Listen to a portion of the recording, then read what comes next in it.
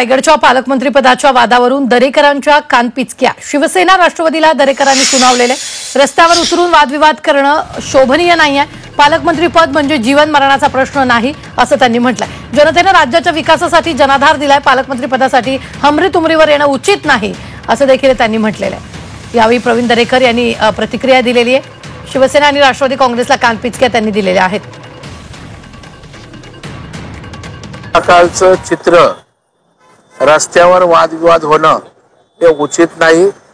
निश्चितच ते महायुतीला शोभा देणारं नाहीये।